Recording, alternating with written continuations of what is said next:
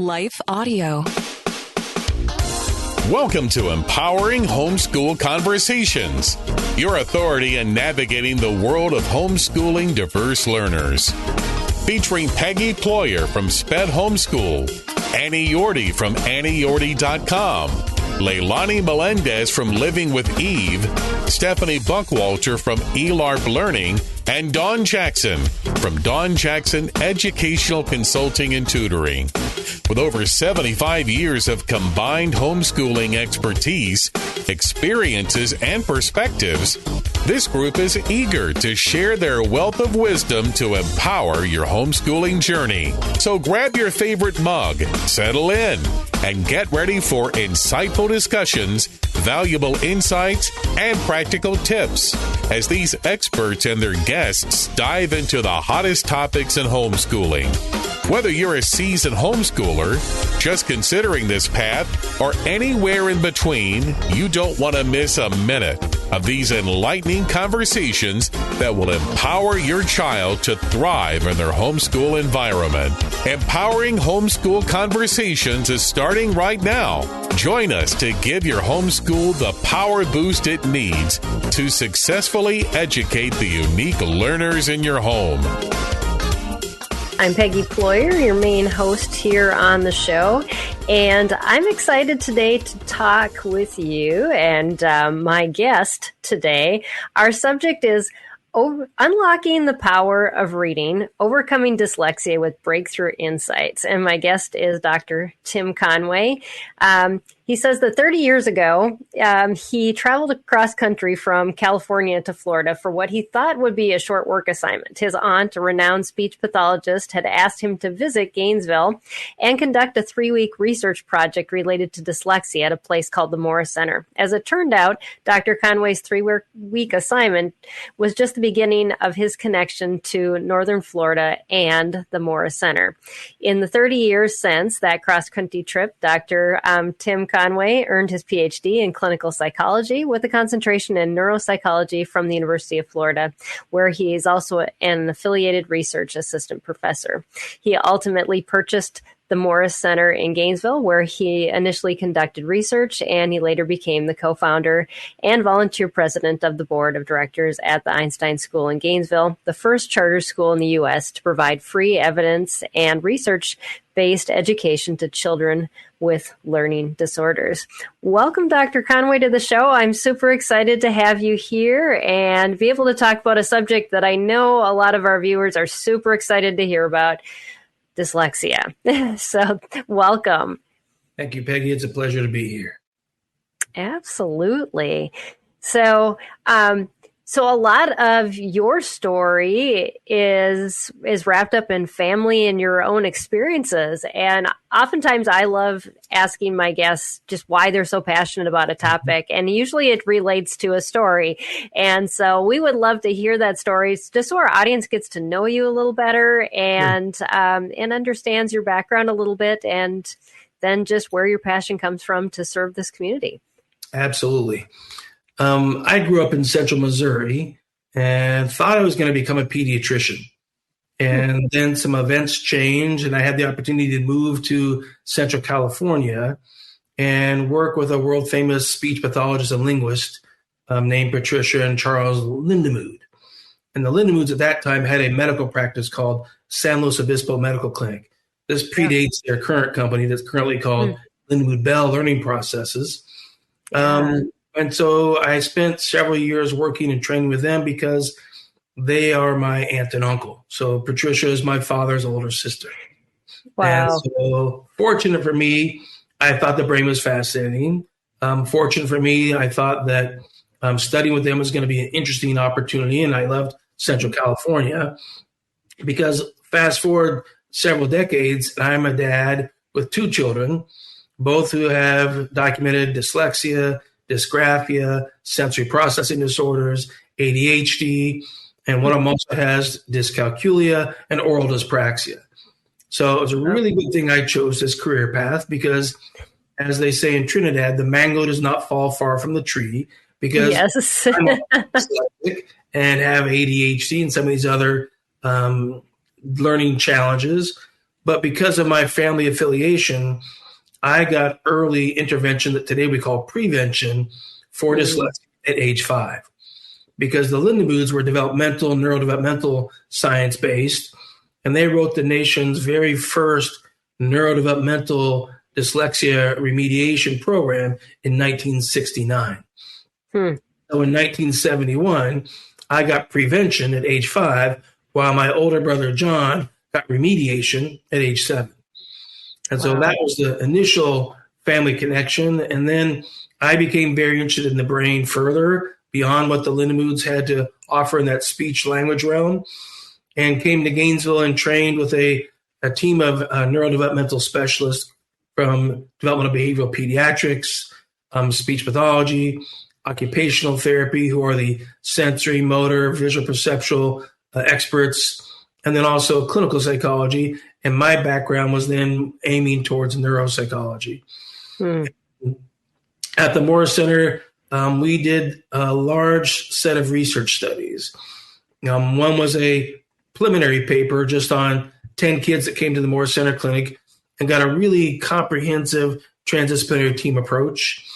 And then that paper led into 3 5-year, what we call randomized controlled trials on the Moore Center's modification of the Lindemoods' original program for dyslexia called Auditory Discrimination in Depth.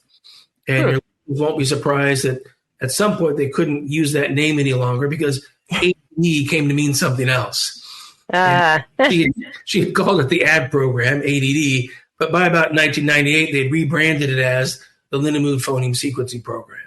Okay. So, yeah, that would get very confusing with the all the other acronyms that use that, especially the most frequent within our community, that attention deficit disorder. So absolutely.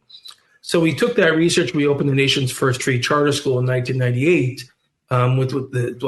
We got the charter in 98. The school opened in 99. And we were trying to show a public school environment how you can push in what we call evidence-based services. That's the standard that medical healthcare subscribes to. It's the gold standard for making sure we know a program is going to work right. Well. It's been compared to other programs. It's been proven to be more effective. And then we began building out more and more center clinics in 2011 in Ocala, Florida, 2016 in the Caribbean, in the country of Trinidad and Tobago. And no, that wasn't by my choice. That was by demand from the families and professionals in Trinidad. And then we opened another clinic in Ponte Vedra Beach, Florida in 2021. And in between that, in 2013, we saw the need for online delivery of services that didn't have medical team, just the educators. So we built another company called Now Programs. And nowprograms.com is an online ed tech company. And it pushes out services to families, to individuals, all ages, children through older adults. In fact, our oldest student online today for dyslexia was 74 years old. But we also push in the school districts so that families can get services for free that are high caliber, strongly evidence-based, and then also can be delivered with high fidelity. So I left all the research in about 2012 because we had published all these studies showing that we could even prevent dyslexia at age 5 for more than 97% of children. And so we had all the research, but we couldn't get it into practice. So for the last, 16 years now, I've only spent time focused on dissemination of services and trying to get that research into practice. Wow. Yeah, research is good, but if it's not applied and people don't know about it, then it's not really helping anybody. So that's awesome that you're kind of taking that focus now and getting the word out. I know when I was approached about having you on the show, I was like, yeah, I know a lot of our parents are wondering, and like you said, a lot of homeschoolers wonder what can I do for a child who's struggling in this area. And there's a lot of things out there, but there aren't so much evidence-based programs. There's, we go to these homeschool conferences and a lot of parents are making those choices again for this coming year about what do I use to help my struggling reader. And and they're at a loss. But then a lot of them don't know if their child has dyslexia. So we will continue this conversation after a short break.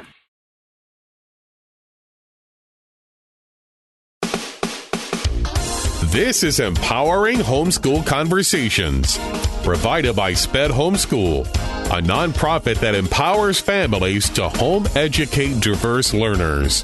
To learn more, visit spedhomeschool.com.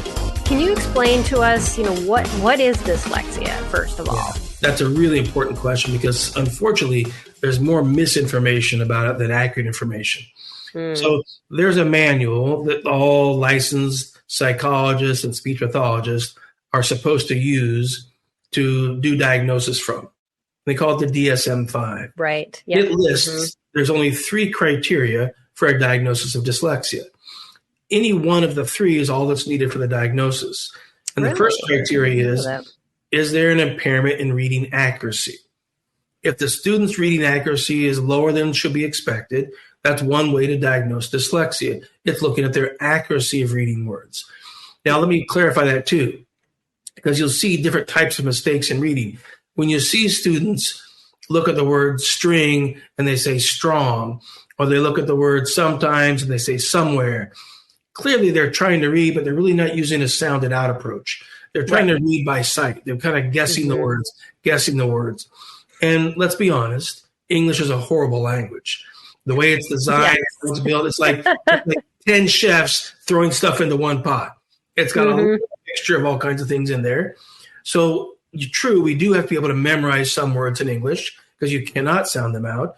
If you do, they won't be pronounced correctly. You can go it's a yachita. And we say, no, it's called yacht. That's a yacht. It's not a yachita. That's it. Correct. Right. Around. But with a child that's dyslexic, they're going to make one of 5 mistakes when they're trying to sound out a word.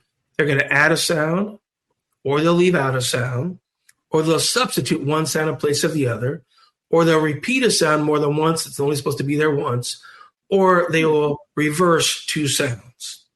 They can also do that with syllables, and they can also do that with whole words, add words, leave out words, substitute, shift, to repeat words. And so those kind of 5 mistakes are the core characteristics of the accuracy mistakes they can make. But the second part of the DSM-5 diagnosis is also an impairment in reading fluency. Oh, okay. They're able to read. They read with good accuracy, but they're really slow. It's really choppy. And it may actually be even interfere with their comprehension because they're reading so slow. Right. So fluency is the second criteria for a diagnosis. The third one, which most people don't really know and aren't as familiar with, is the third criteria is a deficiency in reading comprehension.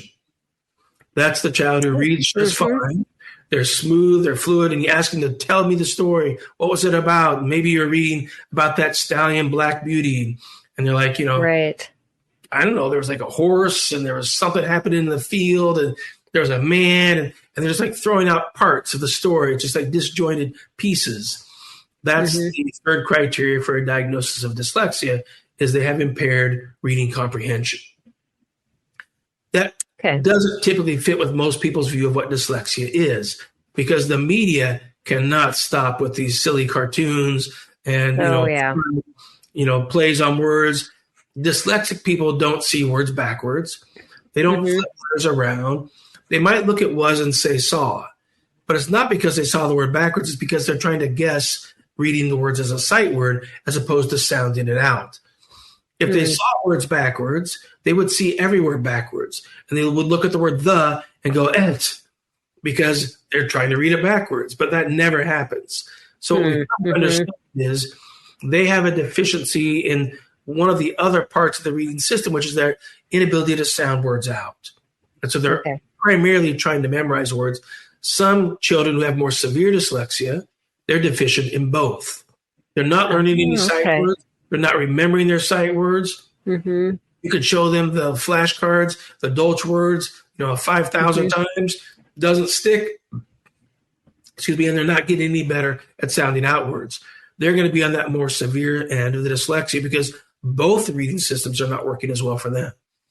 Right. Yeah, that makes sense that there's, just things like you're talking about it. And I think a lot of parents, we dismiss them, we go past them. And I know we had a question from one of our viewers. Dana asked, how do I know if my child's dyslexic? And so hopefully, Dana, that helps answer that question. And Dr. Conway has given you some information. Are there any other red flags, maybe even outside of reading, that parents can be looking at? Because a lot of times I think we don't know, or we second guess ourselves. I don't want to like jump to a conclusion. Yeah. Is there other things that maybe help make that this determination that this is the road we're headed down? Well, let's clarify one thing about how the language system develops, because reading is a written form of speaking. And so usually when I say this, people are like, yeah, of course. And I'll say, well, pretty much in every language of the world, you speak it first, and then later on you learn to read and spell.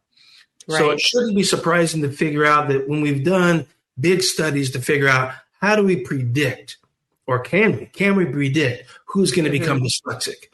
And so my colleagues at Florida State did a big 5-year longitudinal study. And in that 5-year study, they gave kids like 20 different tests, and they followed these same kids from age 5 to age 9. And they tested them every year of those school years to see, is there a test score at age 5 that predicts your reading score at age 9? And Peggy, there is. And not surprisingly, it has nothing to do with the alphabet letters. It has nothing to do with reading. It has nothing to do with spelling. It is a speech processing skill that is one of the earliest skills you build. We call it phoneme elision. Phoneme means speech sound, like g, b, d, a. Those are English speech sounds. Right. Other sounds exist too, but they're like a dog barking, a glass breaking, a horn honking. Those are sounds, but those aren't speech sounds. So they call them phonemes, meaning they're just speech sounds of your native language.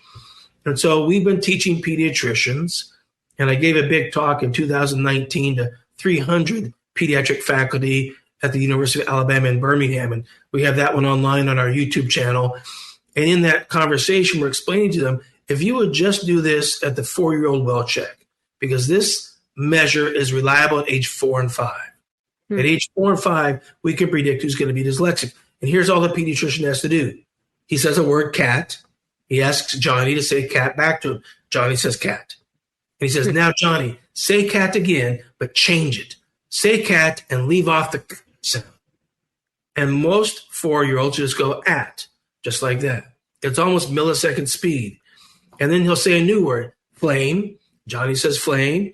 And the pediatrician says, now, Johnny, say flame again. Say flame, but don't say the ul sound. And Johnny can go fame. Any 4 or 5-year-old who can't do that really quick word play with you easily, and it doesn't have to be just a sound. It could be a whole syllable. You can say baseball, and Susie says baseball. You can say, now, Susie, say baseball, but don't say base. And she should say ball. So we know that at age 4 and 5, if you can do that skill quickly and easily, odds are you are not going to have any trouble learning to read and spell, because you've already got a strong, what we call phonological awareness, or ability to hold on to sounds, split words apart, know, k has one sound at the beginning, another sound at the beginning, t, another sound at the end, and that's it. Just has those 3 sounds. And when I told you to say cat without the k, you figured out that k at the beginning was gone. I didn't tell you where the k sound was. I didn't tell you what sounds were left. I didn't tell you how to do it. Your brain, almost in millisecond speed, put those sounds together and could just say the word at. Now, for the homeschoolers who are moms who want to go test their husbands, don't give him a real word. Give him a fake word. Say snoise. Make your husband say snoise, and then tell him, now say snoise, and don't say the n sound. And if he can't say soise right away, then you can probably blame him for the kids who are struggling to read and spell in your family. That's the genetics. It's a family tree. That's good. Yeah. We will continue this conversation after a short break.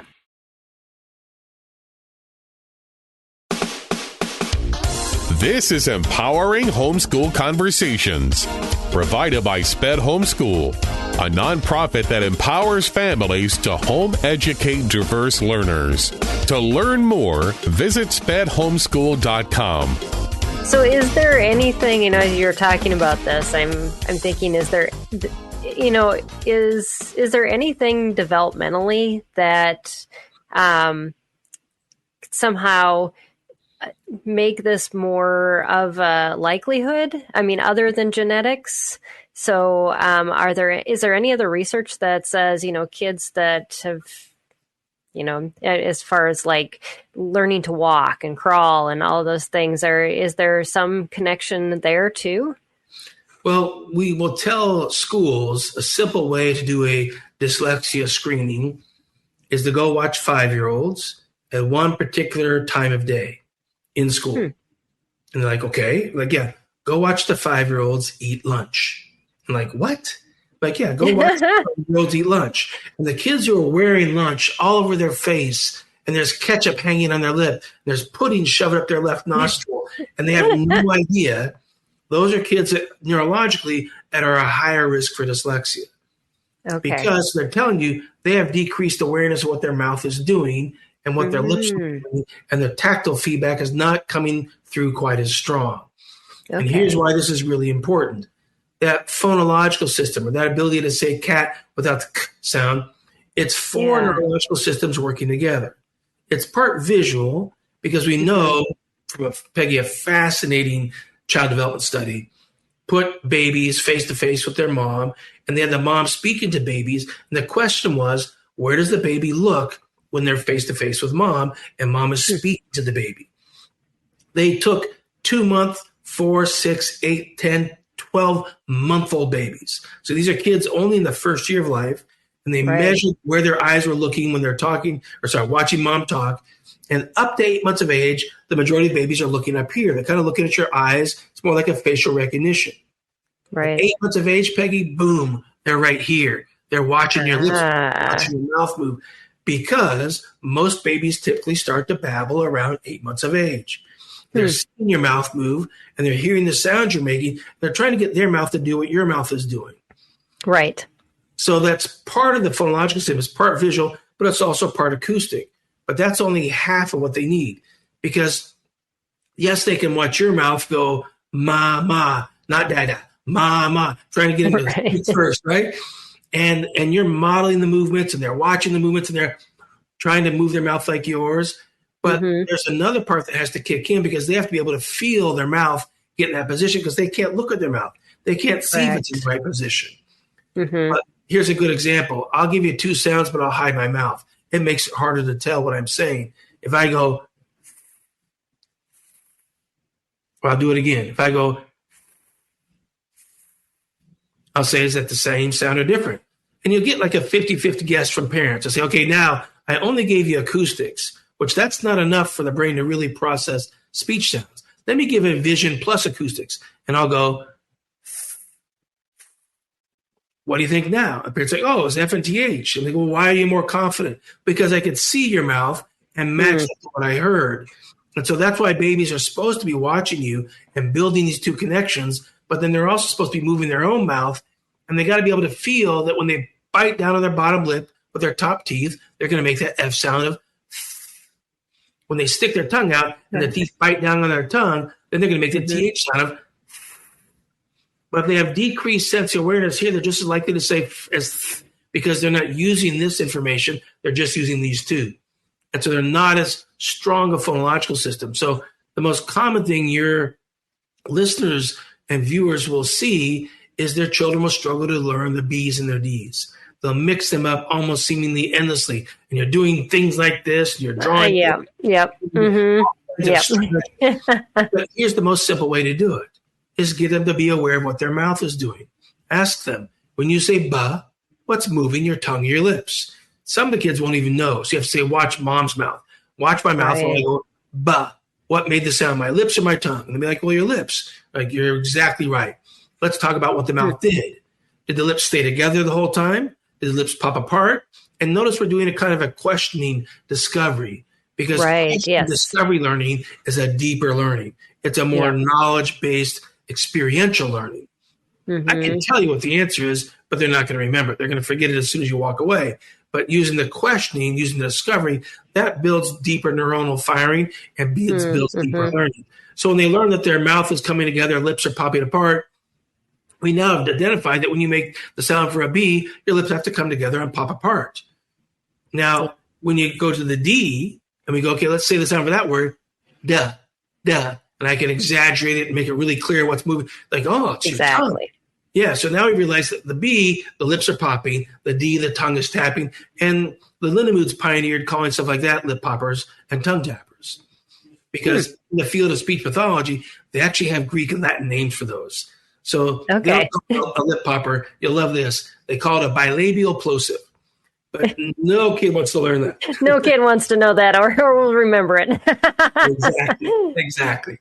So it's really important for our children in the younger ages, in the early stages of developmental play, to make sure that parents are mirroring visual activities with acoustic activities, with oral motor control and matching. And when Johnny, Sally, Shakisha is having trouble saying something, get them to watch your mouth.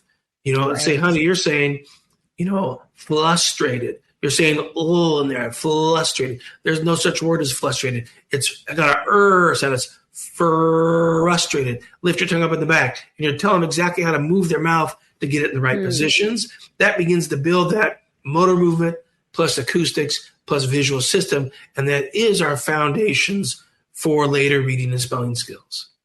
Oh, okay. Well, that's fascinating. And yeah, and things that I think as parents, we're just seeing, I've had guests on in the past, and they've even said, we just don't talk to our kids like we used to as much either. And a lot of those speech issues come because kids don't have as many examples. We're looking down at our phones, and we should be having those face-to-face conversations. And even if our child, because we reach out to the special needs community, sometimes we don't think our child is comprehending, but the more that we talk, the more that they'll receive, the more that they will be able to give back. And so sometimes it feels like we're talking to somebody who isn't listening to us, but you got to keep talking, because that, as Dr. Conway just talked about, this is very important for their developmental progress, is you giving that example to them. So awesome. Exactly.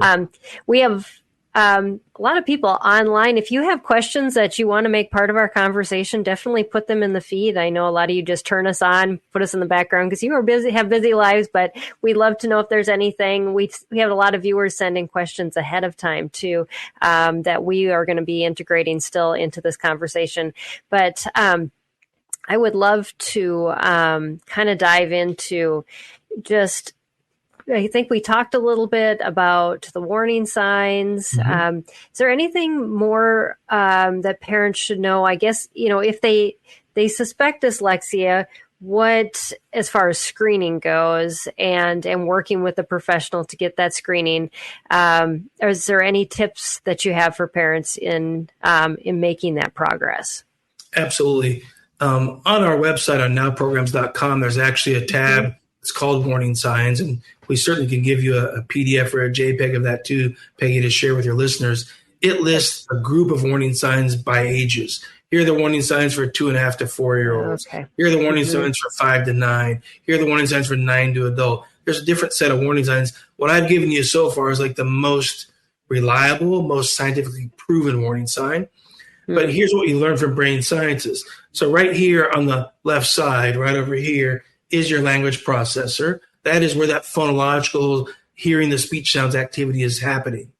But right above it, there's a crevice right here, and then there's a strip of brain right above it, and it controls the mouth. And the front part moves the mouth. Wow, and the back part feels the mouth moving. And then right above the mouth, guess what? It's the fingers. So when you have kids who have fine motor skill trouble, and they struggle to hold on to their pencil, they push so hard with the crayon, they break the crayon, at age 45, they're showing you that they're getting decreased sensory awareness of how hard they're pushing. Or they have trouble coordinating the finger movements to learn how to tie shoes. Because those two areas are side by side, there's a higher likelihood that when you have a weaker phonological system and a higher risk for dyslexia, you're also going to have some fine motor skill difficulties.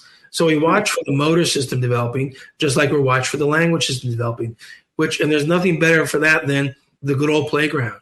Get out there and play, get out there with color, get down on the, paper on the kitchen floor with paper and crayons and Play-Doh. We really need kids doing a whole bunch of finger things, not just thumb action on a tablet.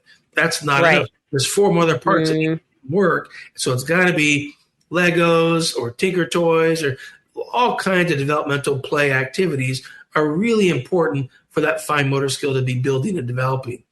You watch for the sensory motor system building just as much as you watch for the early language system building as well. And you'll see kids struggle to actually say words correctly. They'll say, they'll change words. They'll say, Mom, I want to be pacifically clear. And like, well, honey, that's an ocean. And I think and you'll say it with me, say, the child will go, and you'll go, specific. The child will go, Pacific. And like, no. And so you keep saying this whole word and they'll keep dropping a sound. You're like, they're not listening to me, but it's actually not a hearing problem. It's not the ears. It's that left hemisphere language cortex is not able to hold on to a word, split it apart, know all those individual sounds. That's that early phonological system. That's why that visual, acoustic, and oral motor piece are so very important, because later on they need that skill for being able to hold on to understand the words you say. Right. Because like you just said, we want parents talking to kids more, but they also have to be able to perceive it and get their mouth to say it back. But if they misperceive the sounds of the word, or they don't notice that they dropped a sound, they will not be repeating it the same. And part of it's developmentally okay. Part of it's just kids having trouble learning how to say shampoo and say Pam shoe, or they have trouble learning how to say spaghetti, or lasagna becomes lasagna, and there's different things that are partly developmental. But after you've corrected them 2 or 3 times, when the language system is working well, it should stick and they should be able to correct it. When they're 10 years old and they're still saying Pam shoe and they still can't say lasagna, we've definitely got a problem that needs to get as much early intervention as possible. Right. Yeah, that's good, because I think sometimes we panic too early, or we don't panic fast enough, or do something, and we don't want to panic at all. But we don't do anything that could help the child either, and so those are good things to remember. So as far as like intervention, where do we start with that? Yeah, it's a real challenge because there's no license required for anybody to make up a dyslexia program. Really? There's no scientific proof required for anybody to sell a dyslexia program.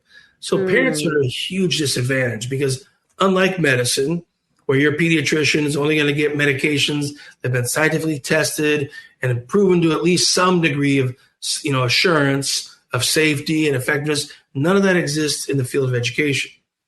And so parents are going to get inundated with ideas and perceptions and views and opinions. And let me tell you, everyone has opinion about reading. There's a lot of them. Yes. Yeah.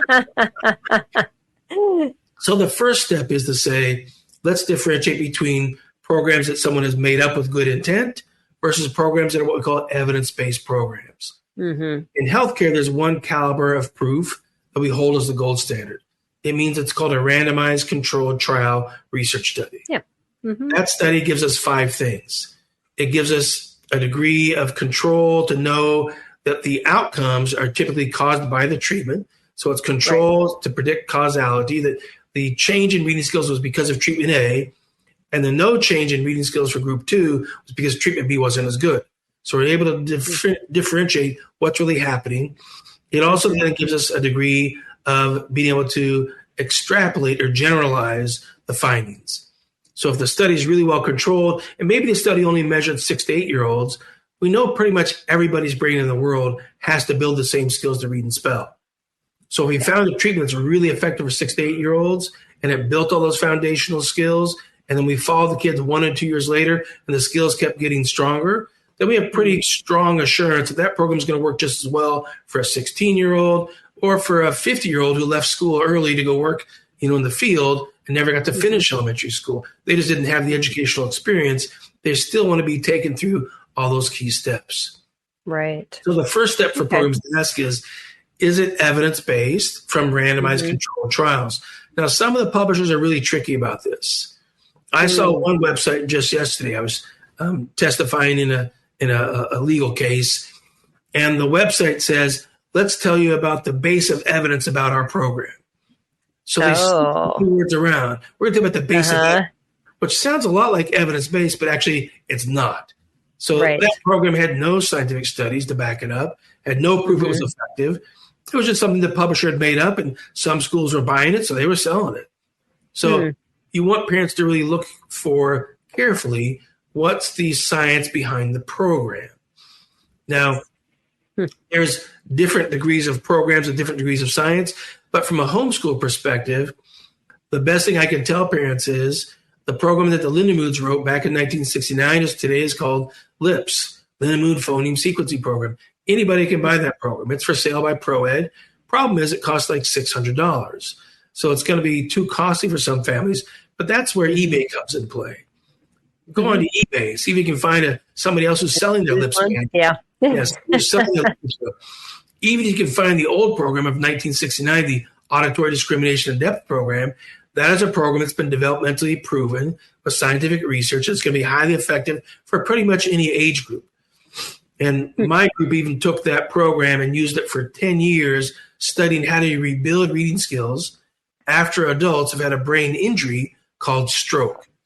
And the stroke causes you to lose part of that left side brain tissue. And when that left side tissue is gone, you now have acquired a reading deficit. So we can't call it dyslexia. It's not genetic. We actually call it dyslexia. And we did 10 years of research with that modification to the Lindemoods program, showing that it actually could even rebuild phonological skills and decoding skills for people who have brain injury. So it's the easiest, most effective way to actually try to have an effective program. And we have this phenomenon in education that's going through the colleges of education that does not exist in healthcare. The phenomenon is if the research is more than 5 years old, it's outdated, don't waste your time reading it. Like our brains change in 5 years. That's the opposite of what we say in healthcare. What we say in healthcare is go back and study how these guys figured this stuff out in the 1700s when they didn't have the tools you have today, because they learned how to really do differential diagnosis and look at behaviors and look at health. And there was a lot more real reasoning, problem solving going on. And so you want to understand that knowledge because it helped advance the whole field. So it's not the age of the study that matters. It's the power of its outcomes. So getting families to understand that if you want to change your child's literacy skills, the program needs to be what we call a speech to print program. It means it's working on the phonological skills first. Right. It goes to the letters later on. So nowprograms.com, one of the programs it offers is called Now Foundations. And it has 4 parts to it. It's Now Foundations for speech, language, then comes reading, then comes spelling. Because spelling, from a neuropsychology perspective, spelling is about 100 times more complicated than reading is. So we offer that online. We offer it as small groups to homeschoolers as well. And it's as low as $30 an hour. I'd be happy to let your listeners tell my staff they heard about this on Empowering Homeschool, and we'll reduce the cost to $100 a month.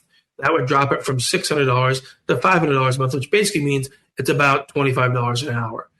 Our goal is to really help empower as many kids as possible at a lower price point. But we know that many homeschoolers want to do this work themselves. And so the best way I can tell you that is get a program like that by the Lindemoods or the LIPS program, which it keeps getting changed because the publisher owns the copyright. Patricia for more than 20 years, but new versions keep coming out. That's because the publisher owns the copyright. So as long as they don't monkey with it too much, it still gives you a good opportunity for being somewhat effective. The other programs, the phonics programs like Orton Gillingham, those are not speech to print programs. Those are the reverse. Those are print letters down to speech. They're very popular among educators because kids make some progress, but they're not by scientists because there's no research that shows they're very effective. So some progress doesn't mean you close the gaps and you left special ed because you got Orton Gillingham. Usually you do one, and then you do Wilson, and then you do Spire, and then you do, SIPS, and you keep going through different versions of OG programs because none of them have any real strong evidence of being highly effective. So we encourage parents, that's not the best place to start.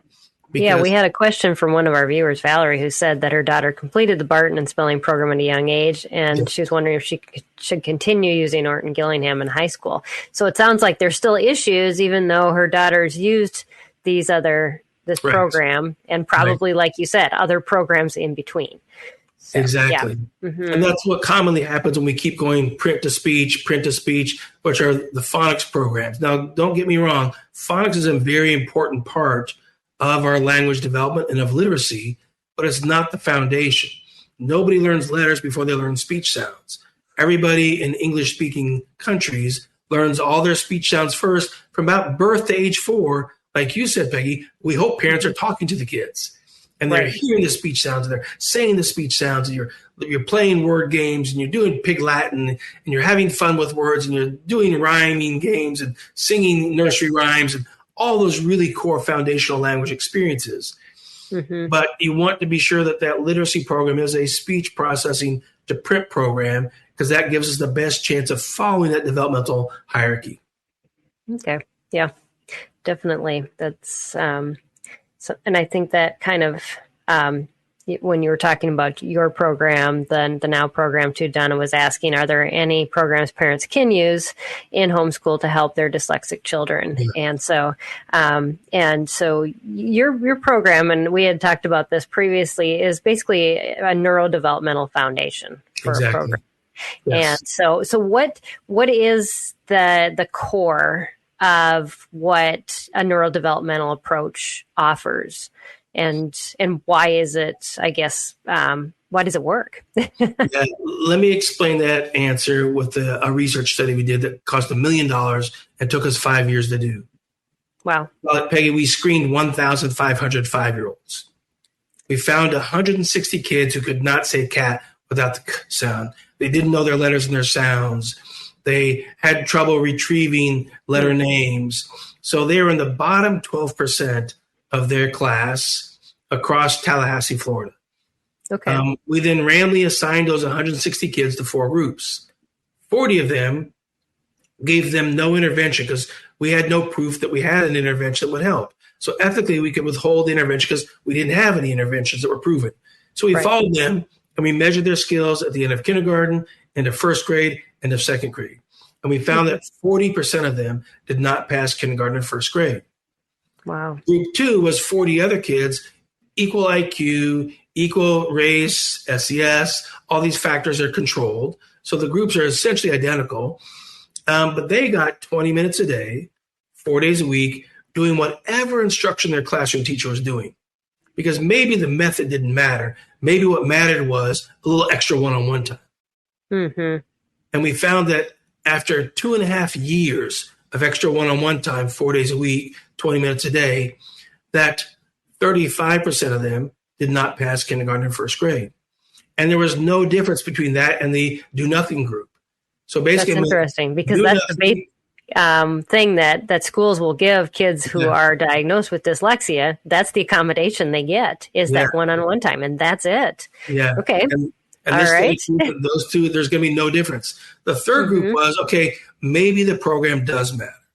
And we knew that the most popular program, because this study started back in 1993. We did this study more than 20 years ago. We knew that structured literacy and that phonics-based approach was very popular back then, just like it is today. And so these kids got 20 minutes a day, 4 days a week of systematic word-based structured literacy, looking at the print-to-speech programs. Okay. And the outcome was 25% did not pass kindergarten and first grade, and those 3 groups statistically was no difference. So what that means when I say there's no difference, it means if we repeated the study, the phonics group could actually be 40% next time. And the extra time group could be the 25, and the no treatment could be the 30. You're going to get the same results across all 3. There's no difference between these 3 outcomes. So that showed us that the phonics programs are not going to be the best foundational starting point. Right. The kids who got that Now Foundations for Speech, Language, Reading, and Spelling program, that was our 4th group. Peggy, we had 91% of those kids pass kindergarten, and first grade. That was the treatment that was significantly more effective and proven to be more effective than the other three. And the real measure of a study's effect is what happens when you bring it back. What happens 2 years after the treatment stopped. So we brought all those kids back at fourth grade and we measured all their skills. And the kids who'd gotten that developmental science, that speech processing first, that phonological work first, and not just acoustic phonological. It's not Hegarty. It's not, Kilpatrick, phoneme drills. Those are acoustic only. That's not how language develops. It's part acoustic, but it's part visual, and it's part oral, tactile, kinesthetic. You're right. So we know that we need those all four parts working, because when we brought them back as fourth graders, their reading skills were even stronger. And the majority of these kids never went to special ed, even though they came to school in the bottom 12% at age 5. Wow. So that's amazing. We thought we had the golden ticket. We thought we should, but we weren't a company selling something. We were just a small clinic called the Morris Center doing research. Yep. We thought the Lindenwoods would take it and run with it because basically it was their program. We were just modifying. But unfortunately, Patricia died about 1.5, 2 years right after all those studies were published. Oh, and then her company switched over to become like a Huntington, Sylvan kind of phonics-based company. Right. And that's primarily what they do today. And so it's not the same approach. So that's why we went ahead and built the Now company. That's why we built the more center clinics. But I'm really happy to tell you one thing that's coming that will be very available to your homeschool audience is in about 4 to 6 months, we'll have the Now company's first app coming out. And this that's awesome. Is only for 4, 5, and 6-year-olds. It's our early developmental prevention app, and it's actually a pre-literacy app for any 4, 5, and 6-year-old to make sure the strongest phonological processing possible. And they're going to build these skills, and then they'll have the foundation strengthened to help them benefit from pretty much any reading curriculum you want to use. Whether you're Rebecca books or, another homeschool curriculum, as long as a child has that phonological skills and they know their letters and sounds, they're going to pretty much benefit from any regular, structured, scaffolded instruction in literacy. Okay. Yeah. It's just getting that foundation and filling in all of those gaps that exist that really are essential, as we've been talking about this whole time, in order to not make the gaps bigger as because reading is just, it's across the board, everything that a child needs for education. And when they are unable to comprehend through taking in that, the text or even auditorily, sometimes it is affected, as you've been talking about, just, even the hearing of sounds and things like that. It makes it extremely difficult. So one of our viewers had a question about, do I need a reading specialist or tutor if we're using, and she says, a science of reading curriculum. I don't know exactly what that means. Maybe that's the name of and the child is making progress, although slower than peers. Like you said, I'm reading this and now saying, well, progress doesn't mean that it's going to be progress, though, does it? Right. Progress should be that you close the gap and their child doesn't struggle anymore and you don't need another program. Right. In schools, kids typically make no more than half a grade of progress in special ed per year.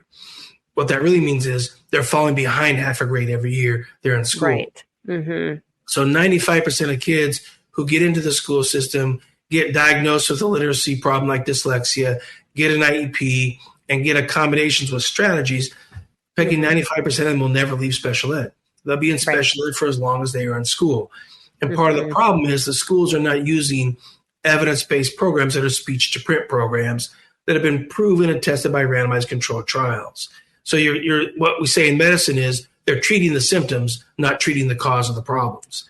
Exactly. If you never really address the cause, then the problem doesn't go away. Right. In the study we did with 8 to 10-year-olds who had severe dyslexia, they were able to be empowered from the 5th percentile to the 45th percentile in just a few months of instruction.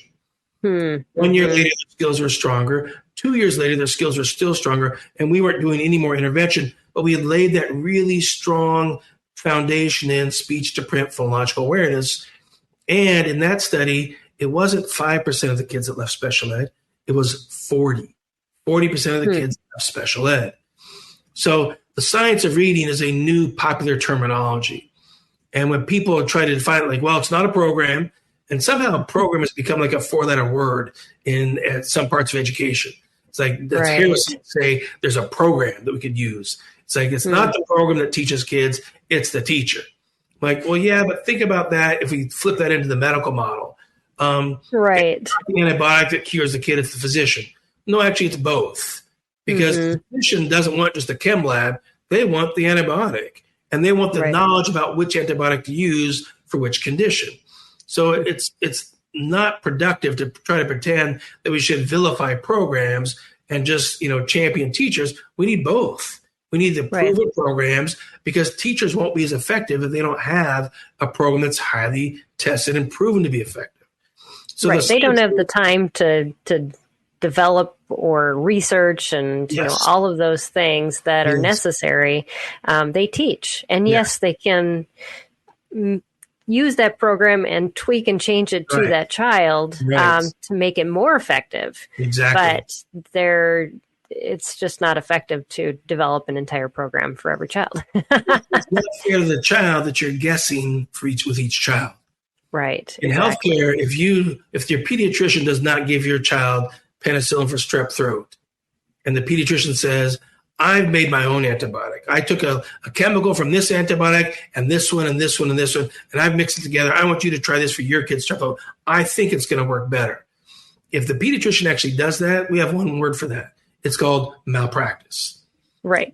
And yet that's actually the standard of care in education. We encourage teachers to pretend like everybody's brain works differently. Well, that's not true. Everybody's brain has the same 8 systems. 8 systems. The difference is how well are these systems communicating together. If these 8 systems aren't all interacting together and wiring and firing together, then it's the difference in efficiency of how all the information is being communicated. So what our program does, and other programs that are evidence-based, it changes the efficiency of how the brain's processing information. And so it's not like the brain's working differently. That's really not the right way to say it. It's working less efficiently. So the science of reading is this terminology to say there's a bunch of research studies, and they've identified a few key elements that reading programs should consider to be utilizing. And there's 5 key elements. They list the 5 key elements. But the problem is, that'd be like if I said, we don't need any cookbooks. Cakes all have flour, eggs, vanilla, water, and a little oil. You go figure out how much to put of each one together to see what kind of cake you want to make. It's like, well, yeah, you could do that, but that's a lot of guessing, a lot of time. Or we go to Betty Crocker and pull out the yellow cake recipe that's been tested and works, or pull out the chocolate fudge cake recipe and use the one that. So science of reading, unfortunately, is a list of ingredients, but it doesn't have the recipe. So we still are misleading teachers into thinking that they need to make it up. Right. So the answer to the question is if the program's called a science of reading program, it means it just has 5 ingredients. It doesn't mean that what it's doing has been tested and proven to be effective. So if you see it making slow progress, odds are you want to go find an evidence-based program like the Lindemuth's Lips program or something else like that, that actually has been proven to be highly effective. You can partner with the Now company and we'll push in services. You don't have to do all of the program. You might decide you want us to do just 2 or 3 months of services, and we'll start the foundation. And then maybe that's enough for your curriculum to then kick in, and your child will be just fine with the piece that you can use with a structured literacy curriculum. But we have the expertise in how to really build that foundation for logical processing from the neurology of how the brain works. Yeah. So it's a complicated and I think that complicated question. Yeah, that kind of leads into the last question that I was going to put up. It's from Amanda, and she had said, I'm a parent with ADHD and mild dyslexia, and we talked about this at the beginning. Is the mango doesn't fall far from the tree? Is what are some tools I can use to help me be consistent in helping my own dyslexic and ADHD children become well-rounded while homeschooling? And this is a struggle in our community. A lot of us parents have the same issues our kids do. Yeah. So, do you have any advice? We're closing up? Absolutely. In fact, we first would tell kids, if you have reading problems, blame mom or dad, because one of them has reading history in the family. And then we'll say, but guess who mom and dad can blame? And some kids will be like, grandma and grandpa. I'm like, you're right. It's just a family tree. So no one owns the blame. It's just our genetics.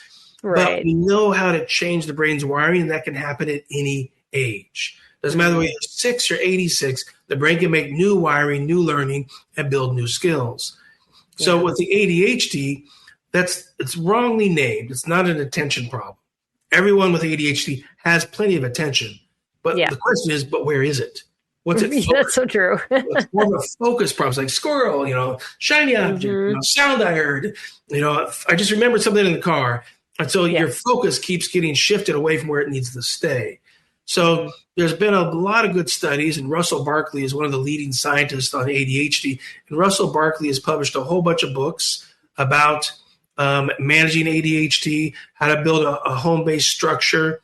Gosh, and there's another gentleman too, and I just blanked on his name, who also has published a lot of good books. But you're looking for the Ph.D. scientist who's published research on ADHD, and they've written home-based books for families.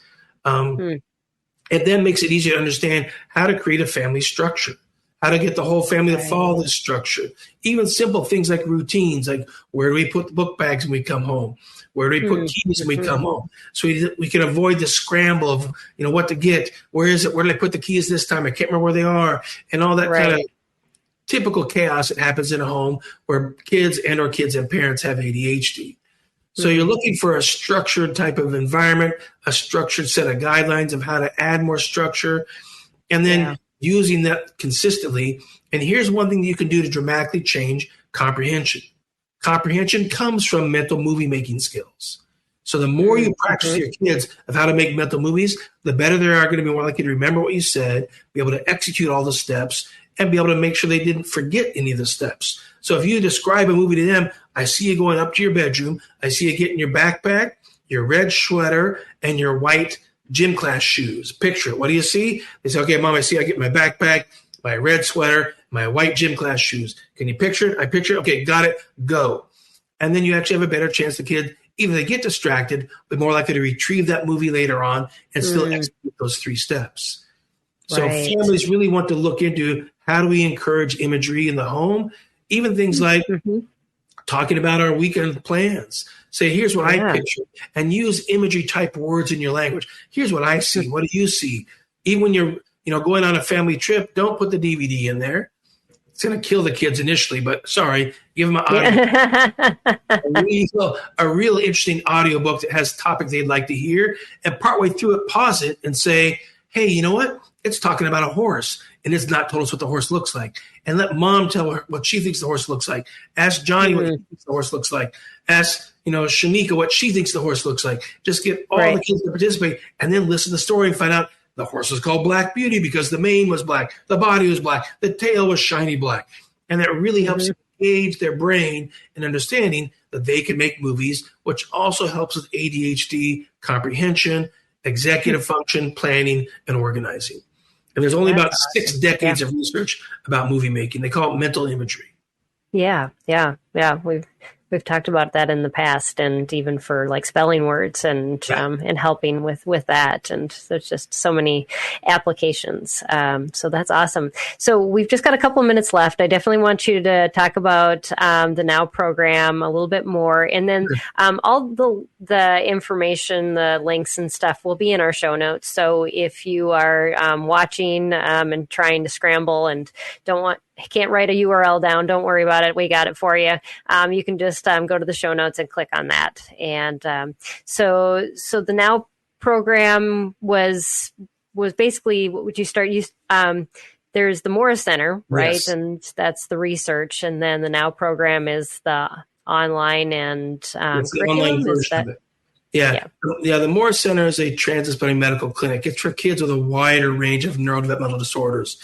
It's speech pathology, OT, neuropsychology, school psychology, rec therapy. Sometimes we even have pediatrics, all working together intensively for kids with autism, Down syndrome, all learning disabilities, language disorders, ADHD. It's the medical model clinic. Right. But from that medical clinic came nowprograms.com, which offers 4 programs online. One is the dyslexia program that we've done 3 5-year randomized controlled trials on, millions of dollars of research to back it up. And we built it on top of the work the Lindenwoods had started back in the 60s. Then it was a second program on what we just talked about, mental imagery, to change comprehension, expressive language, receptive language, and reading comprehension as well as listening comprehension. When you've built those 2 skills, you're ready for the 3rd level skill, which is now grammar and writing. You've got to learn the punctuation, the sentence parts of speech, the sentence structure, the order of sentences. So the 3rd program that nowprograms.com offers is grammar and writing. And the last program is actually a foreign language that most parents don't know is a foreign language, but it's called math. Math is a foreign language because you need these 3 other language skills of the phonological processor, the mental imagery, right, the sequential procedural reasoning you get from doing written composition. Those are foundational skills that make it easier to teach successfully and close the gap on math skills as well. Absolutely. Yeah, that's great. And hopefully that answers your question, Ellen, who asked about how is now different from OG and for a student with RAN deficits. And yes. So yeah. So awesome. Well, thank you so much, Dr. Conway, for your time and this just an amazing amount of knowledge that you have given us, and definitely a lot for parents to think about as, they're going into the new school year and going, how are we going to really help a child that struggles with reading? And so hopefully you've been equipped now with more information than you've ever had before.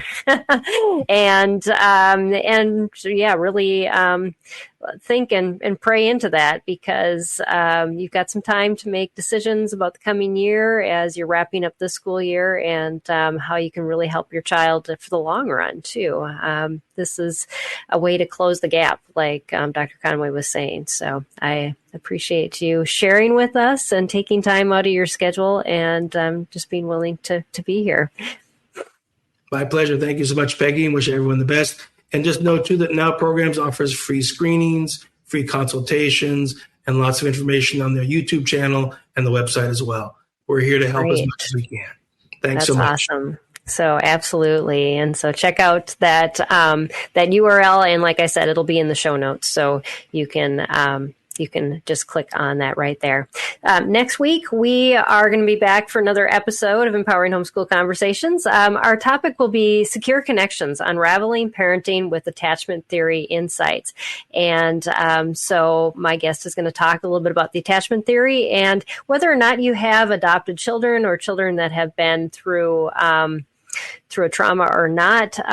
Attachment might be something that maybe has some barriers in between you and them. And so just some maybe different parenting approaches to get you started on the right foot headed into the summer. So, and make some better, more secure connections with your kids. So until then, everybody, I hope you have an awesome week. God bless and take care. And I will see you then. Bye, everybody.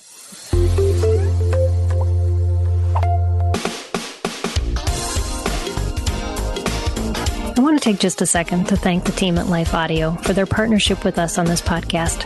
If you go to lifeaudio.com, you'll find dozens of other faith-centered podcasts in their network. They've got shows about prayer, Bible study, parenting, and more. This has been Empowering Homeschool Conversations. What happens when a writer and former history teacher goes toe-to-toe with his best friend, a nationally touring stand-up comedian? Total carnage, that's what. 2 men enter and 2 men leave, because that's how it works. Actually, you get hilarious, real, and insightful conversations about life, history, culture, faith, and everything in between. Join me, comedian Johnny W., and my pal, author and speaker John Driver for Talk About That at lifeaudio.com or wherever you get your podcasts.